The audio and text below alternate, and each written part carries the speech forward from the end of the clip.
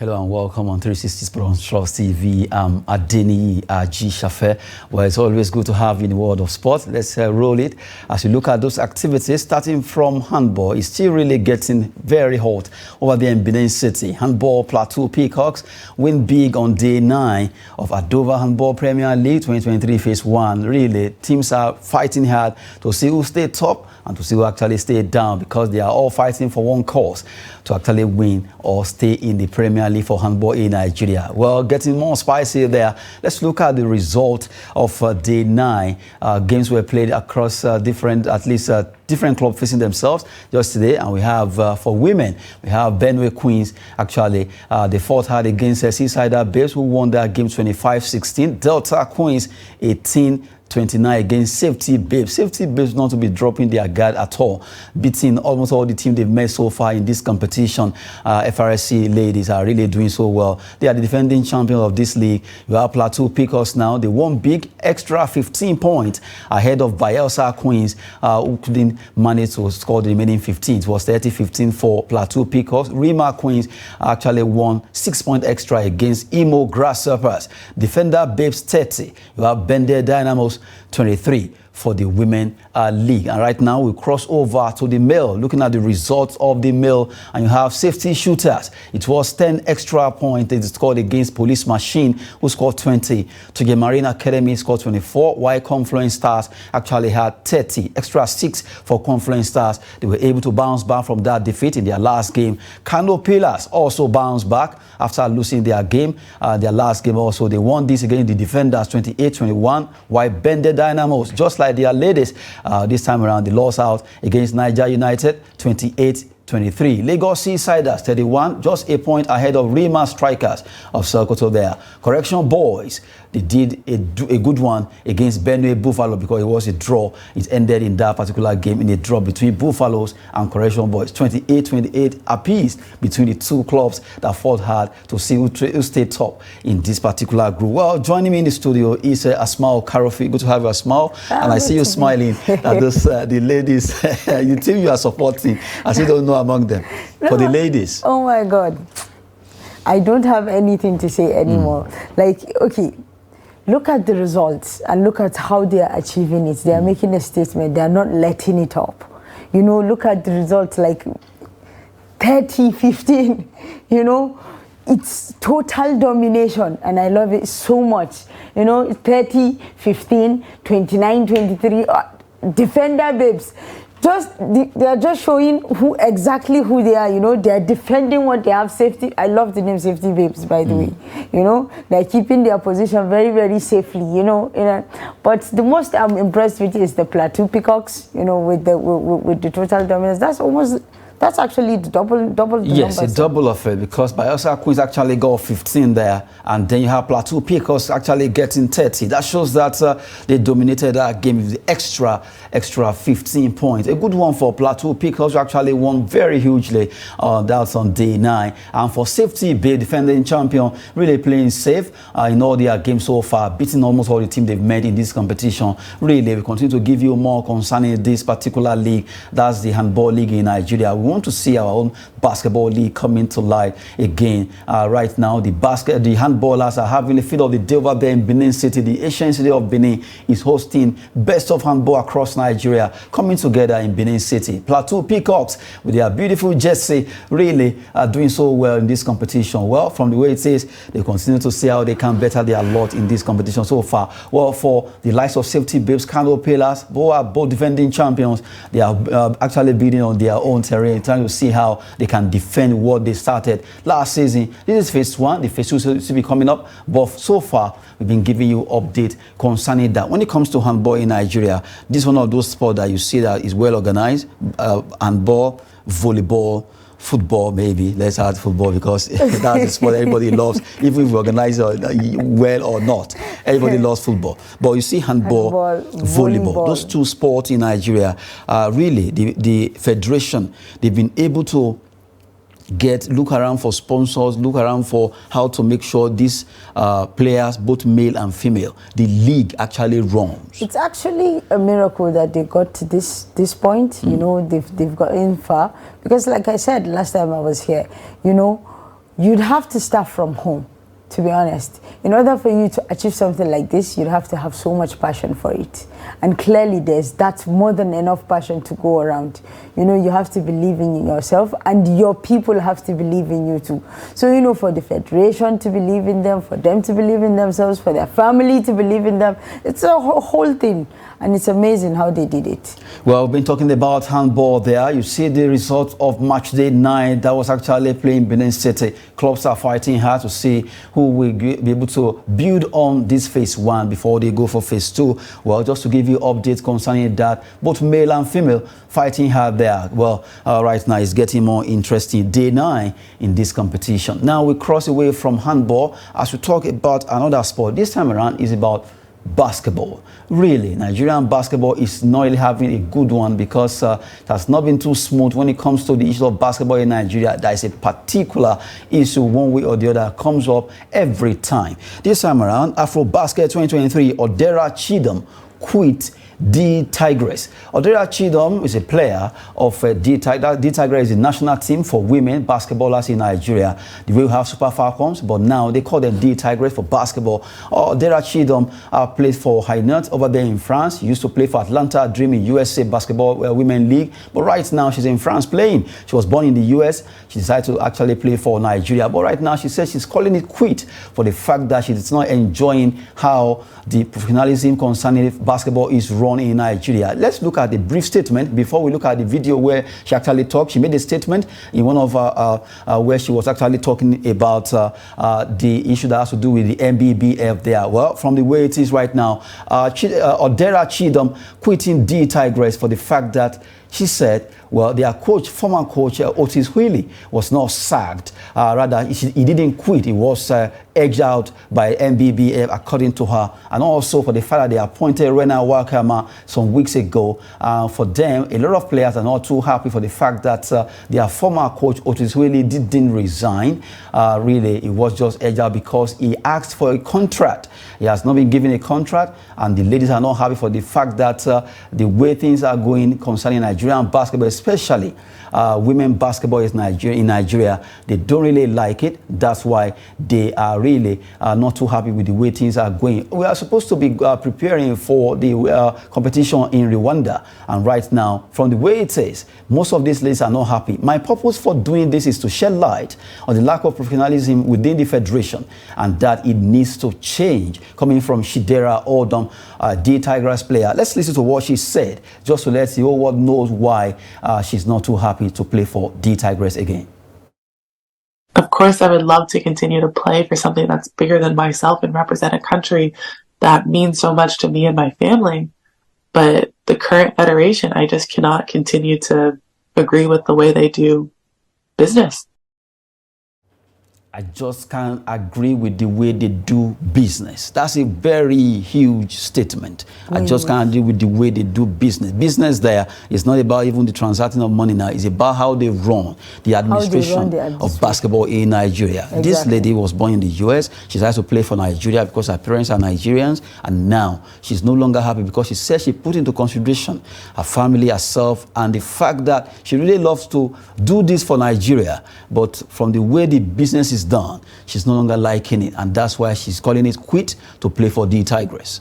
Well, the way I see it with, you know, situations like this, it's not an easy decision to make, you know, to quit. She's obviously passionate and patriotic towards her country, and she wants to represent her country in the best light and the best way possible. There's a lot of things happening behind the scenes, and just, you know, the few we are hearing, we the outsiders, they're not good news. They're not good news we're hearing, because I saw an where it was talked about that engineer, the president, the engineer Musa Kida, thank you very much, Engineer Musa Kida, that anytime there is a hurdle or there's a disagreement or he did something wrong and he's been called out for it, he always says this, and she also had an issue that the fact that she has to go and do a tryout in order for her to pay.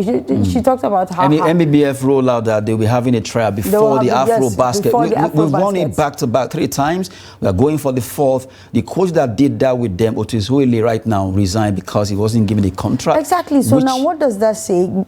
This competition is starting very soon, and you sacked their coach, you brought someone in. There's already tension running high.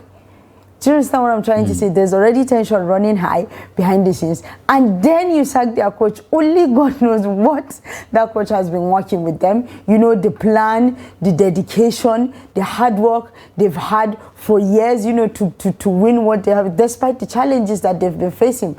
But no, you sacked him, and without anything, you just brought someone new, and there isn't any understanding between the leadership and the players. And it's really a bad thing. You know, and I'm actually very, very worried as how they are going to defend. Well, right now, MBBF believes that they can't defend it because in 2017, when that happened too, when some players actually were not too happy, they brought in some player and he worked out for them because 2019 they won it. So they are looking at, okay, we can do the same thing. All that is good by and getting fine, some bringing players. out new players, all that is good and fine. But she's the first one that spoke, even though, despite the fact that she said it's not a whole boycotting thing, you know, but she's the first one that spoke. But it is evidently clear that the rest are unhappy also. Of course. So are you going to replace the entire team? Maybe they will have to talk to see how they can work it out so that some players can stay. Because right now, from Odera Chidom coming out to say this and making that particular short clip that we just played there, that shows a lot are not actually going well with our women, the Tigress team. They are supposed to be preparing for Rwanda, where that Afro basket will be coming up. And right now, this is happening, and we need to get our acts together. We won it back-to-back for 3 times. We are going for the 4th, and the Otis Willie, who is the coach of that, who was the coach of that team, actually had to resign. Although, according to the lady, he didn't resign, that he was actually booted out one way, but he requested for a contract. A contract was not offered to him. Aside that, bringing a new coach, which most of them, well, even though they may not even know her, they may know her because she's in the US, but the fact that they seems not to be aware of what is even happening. They were thinking maybe it's going to be Otis Willie that will take them to Afro before this particular appointment. You know that saying where it's been told, if you still work, don't touch it, you know? They have a system, obviously, they and the coach. They have a system, and it's worked 3 times. They had a 3-peat. It worked. Why spoil it? Give him, it's his due. Honestly, if that's the case, I fully support his due to be given to him. You know, there are other things to fight, you know, to fight over and whatever, because there are a lot of things to figure out and to smooth over in this particular federation, because the leadership, it is what it is with them. But, you know, on this particular thing, when it comes to a coach, if the players are in sync with the coach, let them have it. Let them have it. Now, right now, they have to start from the scratch. And you said something about they did it before. It's not the same as the last time. I didn't say. MBBF said. So I'm talking about you quoting it. You know, they did it. It's not the same, because are they going to replace the entire team? Is it? Well, everybody is replaceable. But well, from the way it is right now, the Tigress going to the Afro basket, that we know they are champions of Africa, and really that team right now, they are not having easy, a lot of issues here and there, and we just have to get our basketball right. I still don't understand why the basketball every time. Before this was issue of leadership between Kida and another person. They were really dragging who is the authentic president. Before Federal Minister of Youth and Sport came and said, okay, we actually recognize Kida. Before then, it was between him and Tijani Yusuf. And now, aside leadership tussle, we come to administration, where issue of being owed these ladies. I still remember before they were settled, although we don't even know, maybe everything has been clear, but to some extent, they were settled with some amount of money. But really, you look at the men, to the D Tigers, who right now, we're going to take the next story. But really, our basketball, something is wrong somewhere. Because if it's not leadership tussle, it's administrative problem, it's about fund, it's about this. And I'm sure other federations in Nigeria, in fact, basketball federation seems to be having the biggest monster that is actually fighting that federation down not to succeed. Because I don't understand. You have a lot of basketballers across Nigeria, both male and female, who wants to play Nigerian basketball league. But you look at it, it's always very difficult. Look at our team that were presented to the AFROCAN. They are home based. How many of them can actually, right now, they can't play at their peak because no league is running. So for them to always have week in, week out, day in, day out, for them to practice and play together as a team or play in their different clubs before they are being picked for the AFROCAN for them to go to Angola. And you expect Nigeria to actually pick up the ticket when they go to event, get to event centers, 2 days, a day to event. How do you do that? A lot, they really. Actually managed to, win it back to back to back. The way I see it, it starts from the leadership. It's not a good, well-engined, it's not a good, well-oiled engine. It's not run properly, to be honest. There's many problems everywhere. You can't just place one problem on one person and say he's the main focus problem to that particular issue. But that's not even the issue. They're not addressing any of the problems. And it keeps manifesting. It's like a hydra, you cut off one head and 3 heads. Meanwhile, if you check the other side, well, they are saying they too have expended some money from their pockets, according to other side of the story. You have to balance your equation concerning all this report. Well, from the way it is right now, something must be done. Because if MEB ever saying, well, we use some money, the board members, some of them are saying they are not happy with the leadership style of their leader, then something is wrong somewhere. But really, when two elephants are having issues, it's the ants that usually suffer. But from the way it is right now, Nigerian basketball just have to be at its best because it's not going well at all. As we speak right now, that will take us to the next story. Still on basketball, but this time around, the Tigers, who traveled to Angola. The first game they won against Mali. The second game just yesterday, they lost against Angola. As expected, not that we are not believing that they can do it, but really, we know that Angola, a very organized team when it comes to basketball. The Tigers have just managed to play in this tournament because they were picked as wild card. Angola featured their second best team, and they were still able to defeat us 57-48. The Tigers suffered defeat to Angola, and right now will be fighting to see in classification against Gabon on Wednesday. But right now, we lost this game against Angola. Angola right now picked the ticket in our group. I really had high hopes for them. That hope has been dashed now. Seriously.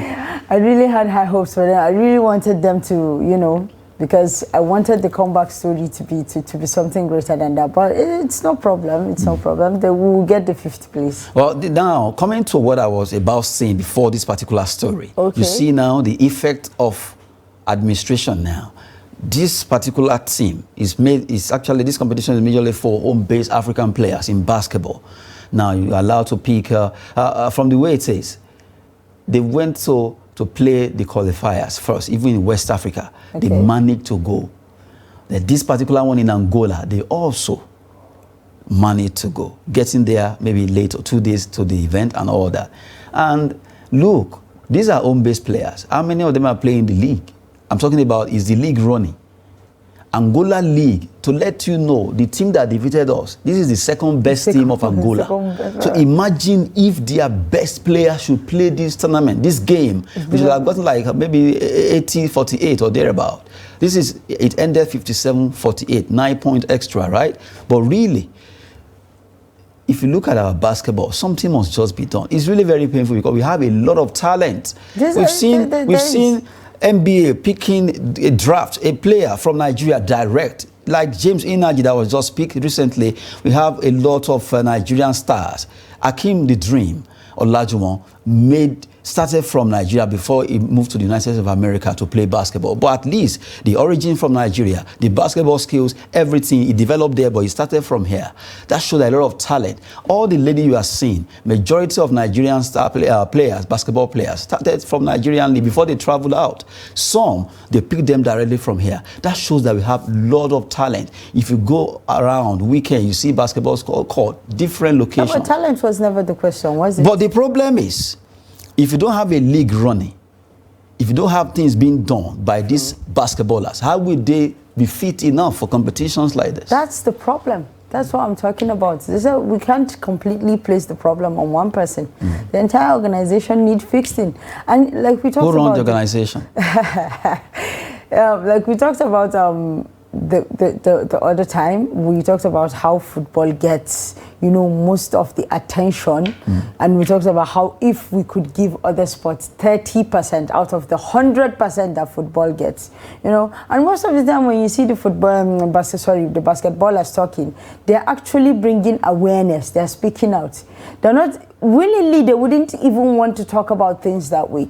You know, if things would be solved, just half of the things they're complaining about, if they could be solved and they could be, they're not asking for too much. Let's be honest.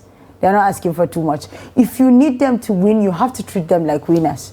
You have to give them what they want. You can't just expect a professional basketballer to just, you know, be training in 5-a-side in, you know, one of these street basketball. It's not the same thing. They need facilities, they need places to train, you know, to keep fit mentally, physically, emotionally. But you can't just, honestly, it's too much. You know, the strain of it, you have to think about what's there, what's not, how to keep up with this, you know, how to put up with that. The whole thing it's too messy. And it's too overwhelming. From the way it is right now, Nigerian basketball just has to be at its best. If you are to do well, for the ladies, they are always, they play abroad mostly, so they know how to do their thing, and they come around, pick up the pieces and also do well for Nigeria. But this time around, it's not speaking too well for the Tigers, because even the league is not running. Well, we just have to leave that a bit and we move to tennis. Let's talk about a particular player called Carlos Alcaraz. He's really doing so well over there in Wimbledon in London. We look at that story. Tennis, Alcaraz beat Matteo Berrettini, 3-6, 6-3, 6-3, 6-3. He was actually trailing before he picked up the pieces to win the remaining 3 sets to set up that's Hoderun quarterfinal at Wimbledon. Good one for Alcaraz. Right now, it seems Alcaraz seems to be the only player that is actually getting closer to break the genes, or rather the leadership or the hold of Novak Djokovic. Yeah, I don't think that's possible. I mean, I would love for it to happen, don't get me wrong. I would love for it to happen because I don't want I don't want him to match Roger Federer's record. But I don't... Djokovic is a beast. You know, we've talked about him facing other people, you know, other opponents before, and we said this will be the time. So the only time I think he was stopped for the past 2-3 years was because of vaccine. You know, because he didn't get it. He refused to get the vaccine for COVID. That was why he couldn't play. But he would have actually matched Roger Federer's record by now. But this Spaniard, he is a promised talent. He's just 20. Djokovic is 36. I'm hoping the age factor will aid him, you know, in stopping Djokovic. But I really don't think we still have a lot of young, very young talent, apart from Alcaraz, who actually, Alexander Zverev is still there. All these guys can still hold their own when it comes to, you know, at times tennis can be very funny. It's as if it's like a wave. When at time when the waves comes to your side, you dominate, and it's nobody can. I still remember when the likes of Pete Sampras, Andrea Gassi were the champions of this world when it comes to tennis. The way Rafael Nadal, Roger Federer dominated before the emergence of Novak Djokovic, that was how Pete Sampras and Agassi were just between themselves before another emergence of others. Now, if you look at women, you remember Serena Williams and the sister Venus, the way they dominated, and you can't take anything away from the likes of Kim Clijsters of this world. When they also came, they also have their own space. So it's always very funny. It goes like wave. It just come. Now it's Djokovic time. Let's see, maybe this Wimbledon, the way it's going, it's possible that Alcaraz, and if Rune doesn't defeat him in these quarterfinals, expect this young Spaniard did to you get to know the that final. this young Spaniard, his dream was to just, you know, reach the quarterfinals. Let's see what will happen. Now, talking about the women there, we just saw the African lady. She's from Tunisia, Ons Jabeur, they call her. Ons Jabeur is doing well right now. A repeat of last year will be coming up between her and Elena Rybakina. Talking about the women there, that's Rybakina and Ons Jabeur, really. From the way it is, that particular defeat to Rebekina. She wants to get it back, her own pound of flesh, because last year when they played in the quarterfinal also, she defeated Ons Jabeur of Tunisia. But right now, she's carrying the whole Africa on her shoulder, because every time she plays, the whole Africa supports her, because she seems to be the only... You should see the social media raving. Everybody, even the people that aren't much interested in tennis, now they're talking about, like, represent Africa, represent... Well, seriously, Ons Jabeur will be facing Elena Rebekina there in the quarterfinal, and hopefully she can take that revenge for the whole Africa in tennis. Away from tennis, let's quickly talk about two stories before we wrap it up. Super Falcons camp bubbles as Odega arrives. They've been waiting for Francisca Odega to arrive, but finally she has been in that particular camp right now, and everybody actually of the team, they are very happy for having Odega back in the squad, and they are still waiting for Halimatu Aide to also join us from Sweden. Right now, the team, 22 of them are in camp, and it's really bubbling ahead of the World Cup that will be starting on July 20. But right now, Super Falcons are really trying to do their best by training hard to see how they can win their games in that group. Well, let's take the last one that has to do with Ashley Young. Ashley Young set to join Everton as a free agent. Mediga will be coming up soon. Probably that will be today. But Ashley Young, a free agent who have played for Aston Villa. He has done it with Manchester United, but now it seems Sean Dyche wants to get him to stay over there in Everton. I have no idea what Sean Dyche is cooking. Honestly, when I first saw the news of Ashley Young joining Everton, I thought it was as a coaching staff. 38, he's 38 yes, already. But he's actually doing very, very well. He's actually doing old very, wine, very well. Maybe old wine in new bottle. Seriously, you see some players, they age, but they are still performing at their best. Look at Ashley Young, really. You can't take anything away from I don't want to call him young man, but at least at 38, he wants to play for Everton. Well, at football age, he's not young, but he's really quite young. 38 isn't that much. For football age, he's old. He is old. Really. Well, that will be it on the show. We've been talking about all the sporting activities alongside Asma Karofi. Thanks so much for coming on the show. I'm very, very glad to be here. Yes, I'm Adeniyi Aji Shafe. Thanks for watching.